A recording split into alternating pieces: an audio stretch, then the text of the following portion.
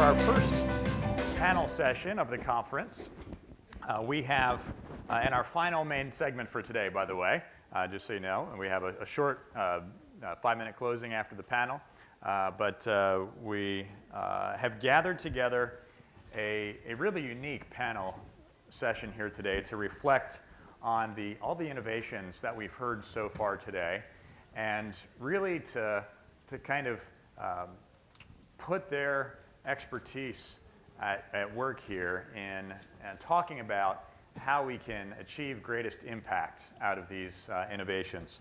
And so we have compiled a cross-section of viewpoints in innovation and aging. We have a global reinsurer, we have a national health system, we have a national aging innovation center, we have a state health payer, a private research policy institute, and a successful entrepreneur. So it's truly a cross-section of viewpoints, and we're really excited to have them. So let me introduce our moderator, Mary Furlong. Mary is President and CEO of Mary Furlong and Associates, and she is a pioneer really in the longevity marketplace. She's been in this space for quite a long time. She founded her company in 2003 to help socially minded and consumer-conscious companies understand the real needs of this growing market. Mary's clients and sponsors include AARP, Caring.com, and Linkage, Pet Plan, United Healthcare, First Republic Bank, et cetera, et cetera. And she was named one of the 100 most influential women in Silicon Valley, and has raised over $140 million in corporate sponsorships and venture financing for the boomer, senior, and caregiver markets. So with no further introduction, let me happy to introduce Mary Furlong and this esteemed panel.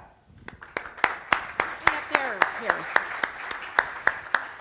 First of all, congratulations to all of you. I've been coming every year, and it's wonderful to see this crowd and the intellectual candle power you've assembled in the room. So it's pretty exciting. We have a wonderful panel today. So Ferron Blanc, who's the Vice President of Innovation Studio at RGA, Dr. Bill Reichman, who's President and CEO of Baycrest in Canada, just back from China. Now, when I talked to you, you were in Japan at 3 in the morning. You just came back from China. This is a global journey, as we've seen today. Mark Wagner, who's Senior Vice President of Blue Cross Blue Shield of Rhode Island. I love this idea because I think if you want to test in a small state. So I think you should be swarmed after this. Duen Chen, who is here from Dignity Health and quite a large healthcare system. Joe Smith from West Health Institute. And Geoff Nudd from ClearCare, who had quite an exciting week because McKesson put money into your company, right? Right. We couldn't be more excited to be partnered with McKesson.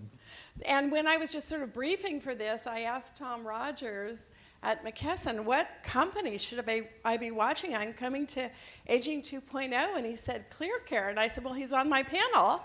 So this is really great. So one of the things we've seen today is that every dissonance of aging is a market opportunity.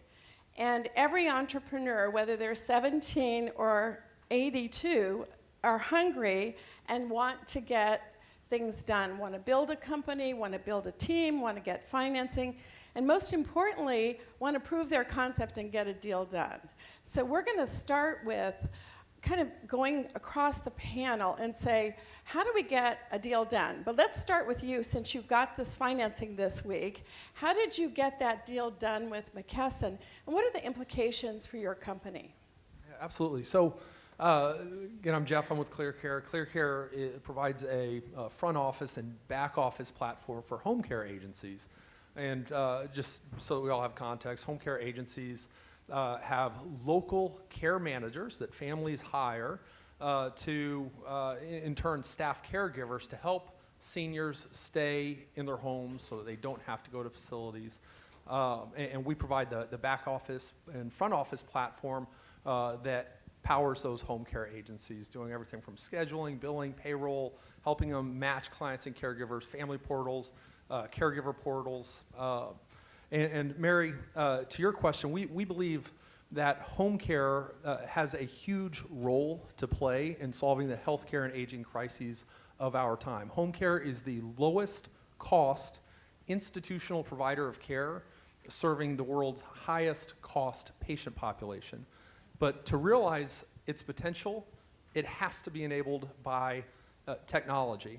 And the value of our alignment with McKesson and the place where I think that we both recognize that we could work together is on that integration to the healthcare ecosystem. ClearCare provides a homogeneous network and data layer that we can plug various technologies and information from other parts of the healthcare ecosystem into, and there's no stronger company than McKesson across the healthcare ecosystem to align with as a technology partner. So there are quite a few places where I think that we can work together.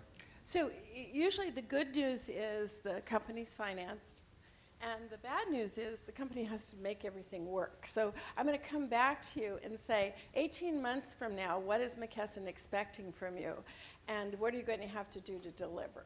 You know, okay, so let's go, why don't you go next, okay? Yeah, so I mean, answering your question, Mary, I guess as a global reinsurer, to get the deal done, I think there's a lot of sources of capital. So RGA, we reinsure every life insurance company and every health insurance company in the world, basically. But all the solutions that we saw today, they're great, but you just have to find that right investor. So for us, we're looking at how can we build the next generation long-term care product. So some of the solutions might not fit, but that's fine, right? Just find that right investor, that right partner that can really accelerate your business. Well, I like that you said that you're very open to getting ideas from people. Recently, I was in Kentucky, and venture capitalists on the panel said, I don't want anyone to send me email. And I said, well, how are they going to find you? So let's kind of talk next to Baycrest. And how do we find you, and what do we say if we want to partner with Baycrest? Great, thank you, Mary. And congratulations to all the entrepreneurs who shared some sensibilities that were very important to us at Baycrest and perhaps to the whole sector. And that is, while it's important to keep older adults healthy, it's just as important to give them a reason, once they're healthy, to get up the next day. So keeping us enriched, no matter how old we are, needs to be an imperative beyond just physical health status. With that said, Baycrest is headquartered in Toronto. Essentially, we're the world's leading academic health sciences center focused on older people and brain health. We operate an academic, continuing care retirement community and are home to one of the world's leading cognitive neuroscience institutes, the Rotman Research Institute. As well, we're the largest training site in geriatrics in the United States and Canada, training 2,000 students on the campus a year and many more across a global telehealth and education network. With that said, the real reason I'm here is to announce that the governments of Canada, as well as 35 industry partners, have committed $123 million to create the Canadian Centre for Aging and Brain Health Innovation. And while this is made in Canada, this is going to be a global asset to help us design, test, validate, adopt, and disseminate across our sector innovations to keep older people well and enriched. I think that's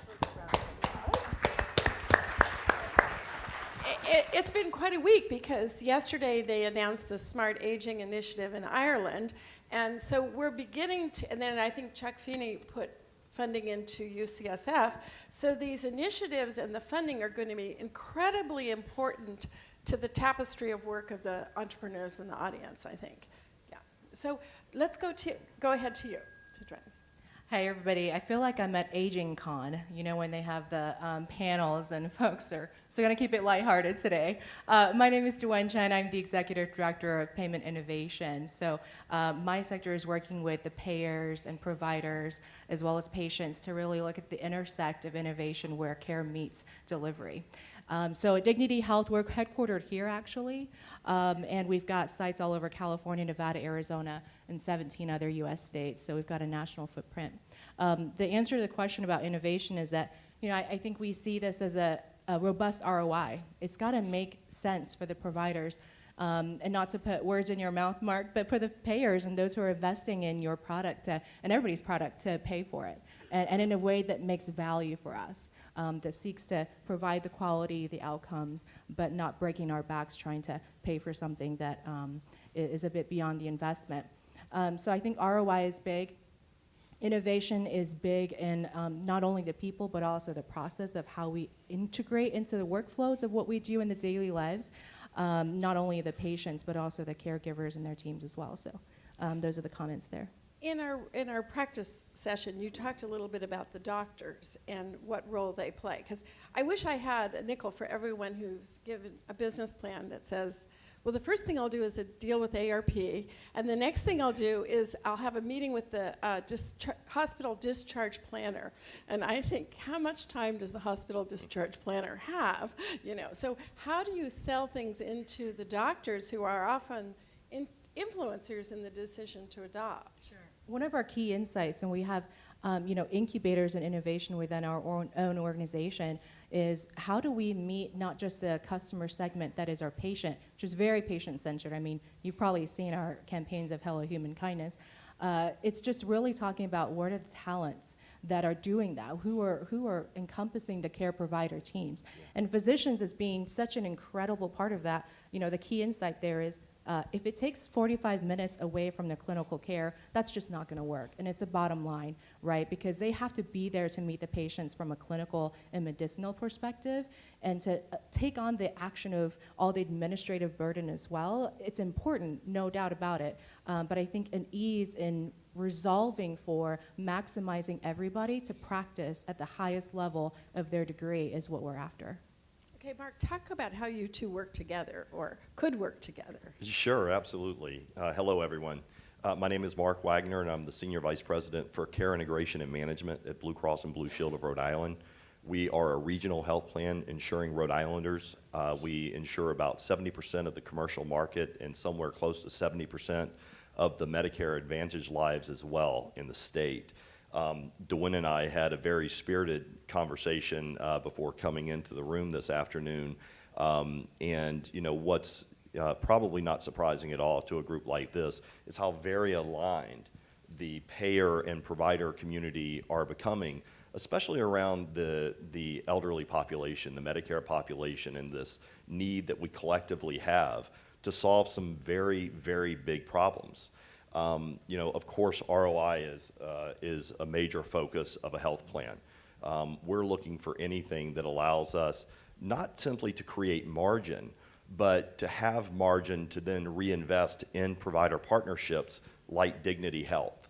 We need to free up what is currently waste and kind of non-value added spending in the delivery system today and reallocate it to value-added activities. Secondly, I would say, especially to a group of entrepreneurs like this, if you are also, in addition to solving the cost problem, you're creating something from a health plan perspective, me as the purchaser of your services, something that allows the Blue Cross Medicare Advantage member to feel they're getting something differentiated as a result of being a Blue Cross member that I can offer exclusively potentially to them. That's a tremendous value add as well, and having them select our product and also soliciting family and friends to select our product as well. So talk a little bit about how you have to sell this up the food chain in the health system, because it's not just you that makes the decision. How do you communicate it to the people above you?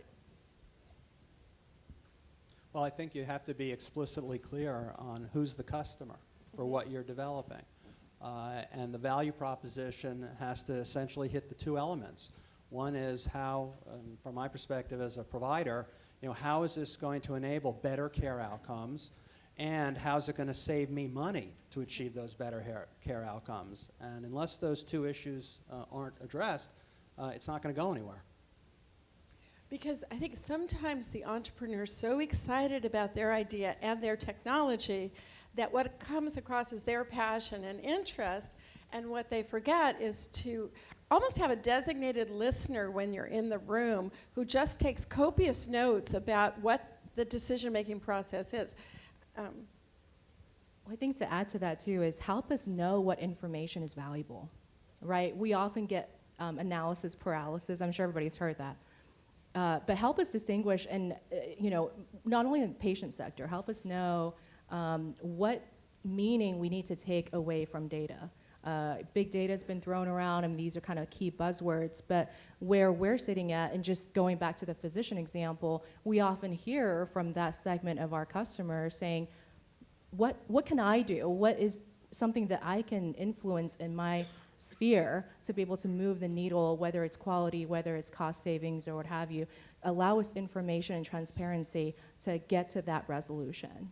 So Joe, what do you think? You're nodding over here. Yes. So, I'd say a couple things, right? So we're at a point where the aging demographic has created both an economic and a logistical unsustainable scenario going forward. And so many think that then anything that addresses that will find value. But the alignment at the moment of truth has to be that you don't create a burden for anyone in the use chain. And as a doc, the notion that there's a solution that's going to provide me more information to look at is already a challenge. I mean, I think we heard an earlier presentation. There are 500,000 annual publications in healthcare. There are 2,500 professional society guidelines. There's 21,000 medicines I have to keep track of. There's 50,000 medical devices. There's 141,000 codes I can now use, diagnostic and therapeutic. Please don't give me any more information. Instead, don't give me data, don't give me information. Give me an unassailable cue for action, or in fact, make the action occur. And so, it has to become much more automatic, coordinated, connected. The notion of engaging the high, if we've got a pyramid of caregivers, it's got to occur at the level where the skill matches the need. It can't go above that, because already we have a logistically unmanageable problem. Geoff, did you want to? Well, I thought the number of good points made there. The notion of skill matching the need really resonates with me, because to bend the cost curve, that is one of the greatest sources of leverage. And so as we look to the future, we look at the potential for care to move to the home. The lowest cost provider, again, is this caregiver that bills out at $20 an hour. And so if you can use technology to up-level their capabilities and then escalate from that interaction to higher skilled clinical resources when appropriate, then that's incredibly powerful. And just by way of example, we're doing work right now, the first large-scale work of its kind in home care with Harvard Medical School, saying, let's take advantage of our position in the home. Our partners are in the home 24 hours a week for a year with this arguably the most expensive patient population in the world. And so what we're doing with Harvard Medical Schools, we're saying, decisions about healthcare utilization are made here in the home. We're there 25 hours a week. So we're saying, what precipitates healthcare utilization? It's change of condition. And so what we're doing is we're having these caregivers at home simply track change of condition on things, on dimensions that a layman can report on, things like eating, drinking, ambulation, toileting, mental acuity, things that are observational for any of us. And then when there's a change in condition, escalating that to the local care manager that the agency provides to do triage. And that catches things early. And then, I think as we look to the future and add things like telemedicine to that picture, you can start really bending the cost curve and actually provide the care in the home. You look like you want to jump in. Yeah, well, I was going to say, so Geoff, is this, like that project, it sounds awesome, but is it going to be peer-reviewed and published so it's credible and clinically validated? Yes, absolutely. It's like over 5,000 seniors, 3 control groups, Dr. David Grabowski. It's grant funded. It's pretty exciting. I think we'll have our first paper out in a peer-reviewed journal in just about 4 or 5 months. Yeah, that's cool, because I think it's like one of the big challenges from the industry is the science has to be there, right? Because it's like you could talk about cost savings of 10%, 15%, 30%, but you can't actually price it, without an improvement in mortality or morbidity. And it has to be peer-reviewed. Although I've seen companies go wrong by having so much research and not enough design and sense of play. So I started with my Mac computer. I had the first luggable Mac, And I love my iWatch. It monitors my health all day. I'm 67 years old, and I can't go anywhere without my iWatch, you know? And so I really think that we've got to engage the customer, and it's got to be, for women, attractive, and probably even for men. And it also has to be compelling, don't you think? The user interface has to be compelling, or the adoption doesn't happen. Can I offer an alternative view? Okay. I think beyond compelling, it can become invisible. And Uh-huh. so I think if we get to non-participatory monitoring, if we get to more ubiquitous, if it really becomes in the ether, that we're talking about continuous monitoring and smarts that you don't have to participate in, I think we can jump over the is it easy to use, because asking people to use technology is not a limitation of the people, as we've heard some seniors don't care for technology. I think that's a technology limitation, not a population limitation. You know, the training issues are always going to be there, and companies have discovered in this space that they've got to provide phone support and other things. So let's shift a little bit. I heard a great quote this week from Kara Swisher. She said, San Francisco is assisted living for millennials. So the millennials in San Francisco have meal delivery, their garbage is taken out, we all travel in an Uber, everything is done for the millennials so we can have the millennials at work as much as possible. And yet, those of us that are 67 and above, us aging boomer populations, we need these services too. And I think we've seen a lot today about innovation. I want to know what kind of excites you. And also, how can we pivot so that some of these other companies begin to think about this market? You know, and also, when Caring.com was bought by Bankrate, we saw the merging of the financial services sector and the caregiving sector. And we see fintech incubators in New York. And when do you see the financial services organizations kind of coming together and joining the revolution? And what other kind of companies do you see are going to come to the table?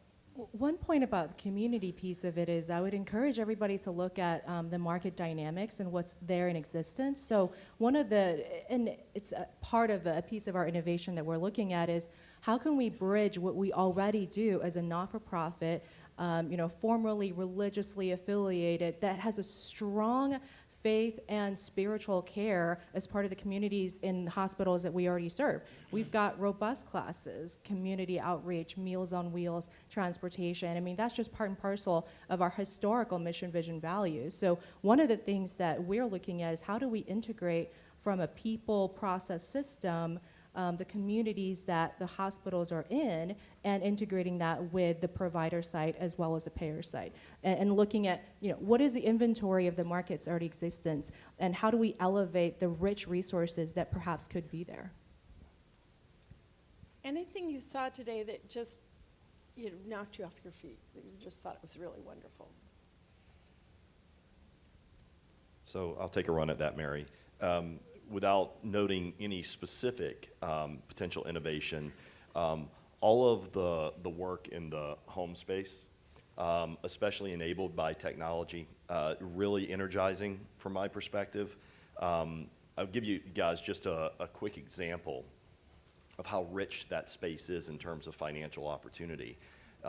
And what goes along with that opportunity, obviously, is the ability to impact people's lives when they need it most.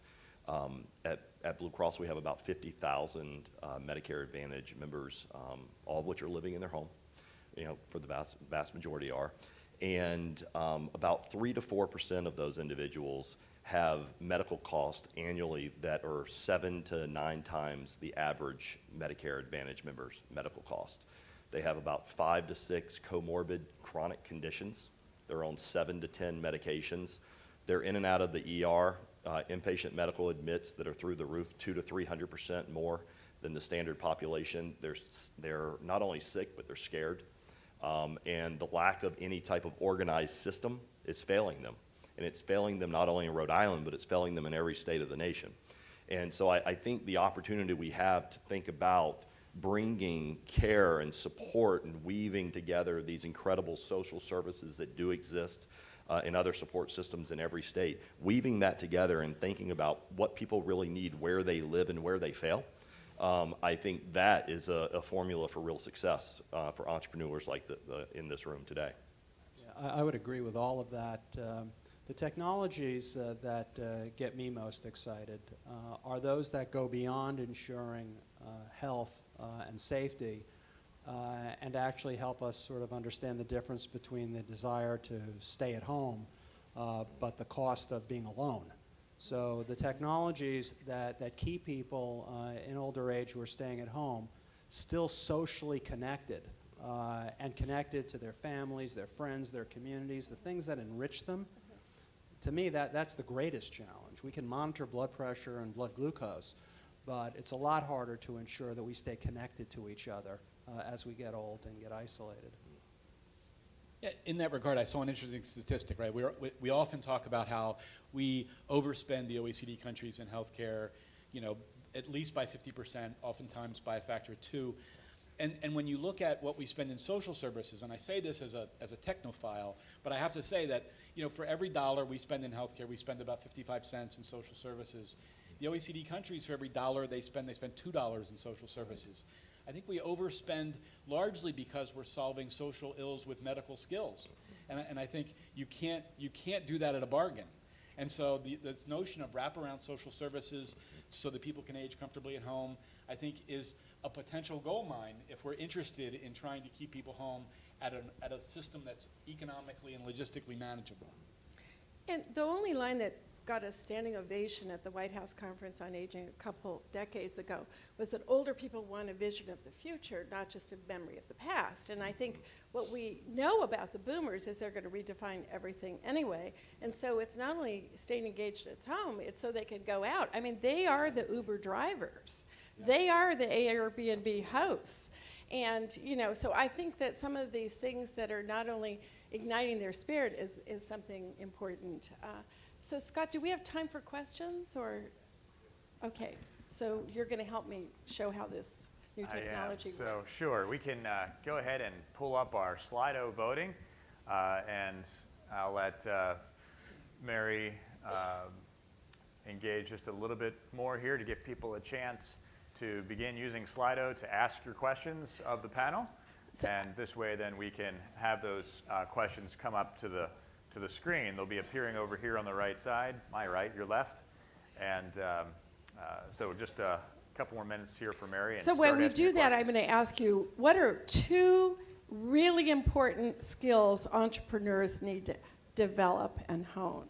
So 2 critically important skills that they need to have. In fact, we have a list of the things that entrepreneurs must have before we will work with them. So do you have your answer? Pay more attention to the problem before you start spending a lot of your time and effort on the solution. Perfect. Okay, that was his answer. Now. Yeah, you stole it actually.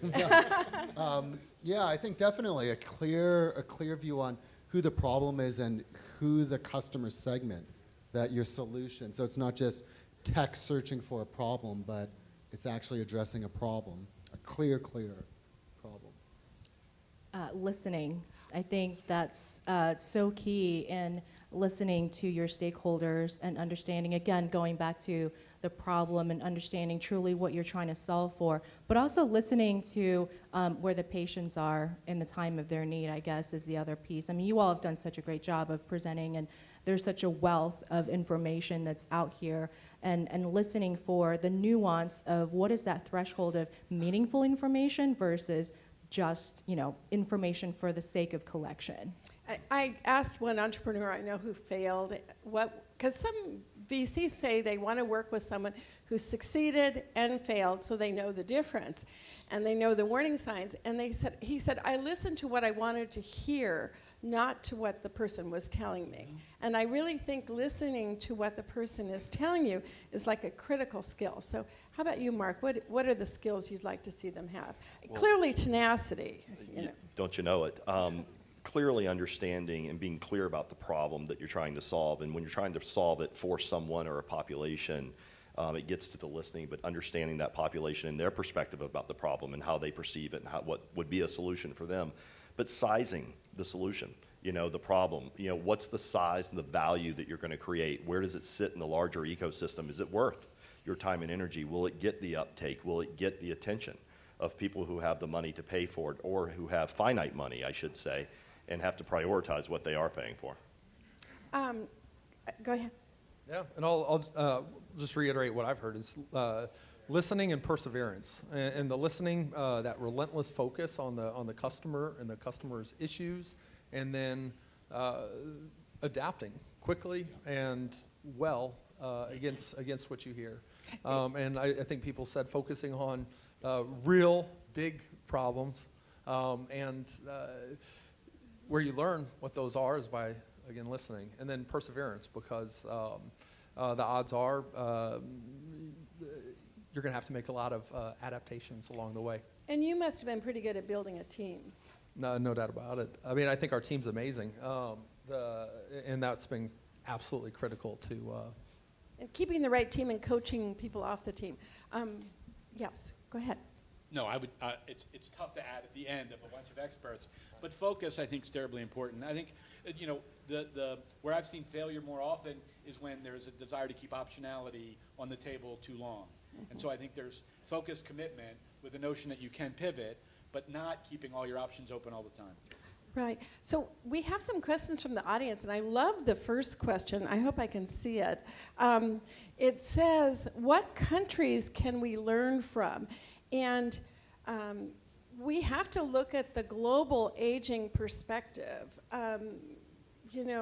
And I was in Spain, in San Sebastian, Spain, and they were redoing their economic development there, and they were moving from kind of a local economy to getting the banks and the grocery stores to all invest in what was the biggest opportunity in aging. And when I saw the playbook they had, I thought, this is incredible. And then I saw the Irish plan, and I thought, wow, that is incredible. Today we hear about the Canadian plan that has been funded. So what countries do you look at who really have good blueprints, and where would you go? LinkedIn was incredibly successful when they went to Brazil. But if I had to roll out my global strategy, what you just came back from Japan. I was going to say Japan. Like, as a Canadian who spent a lot of time in Asia, definitely Japan. Like, you have to go where the problem is. The country's already inverted. And if you look at what Apple Japan Post, who's one of our clients, and IBM are doing, just Google that. That stuff is really, really innovative in terms of trying to keep seniors in home, using robotics, trying to build a social community, and a payment network. Incidentally, could you tell them to do that in America too? I think it would be really good if Apple and IBM and the post office got together and gave seniors here. So I think at the end of your comment, though, the end of your comment about Japan, which is really important, is as exciting as the robotics are, what was, to me, a greater innovation in Japan was just introducing long-term care insurance that was affordable, so that people could get the support they need. And it's not perfect, but that's a low-tech solution that's very meaningful. Yeah. I think we're all clapping to the fact that we wish we had it here. So my only point was that, we can go insofar as looking at examples from other countries, but unless our existing policies and the way that our policy landscape has been changing it, and it continues to evolve to where it's going to be, I would say that there are some naturally grown health systems within U.S. that have, given the current landscape and the regulations, been able to be successful within our own homeland to do this. And I look forward to a future where we can partner the 4 Ps of like the provider, payer, and homegrown a model that is specific to the land that we live in, and kind of not wish for something that we didn't have from a policy standpoint.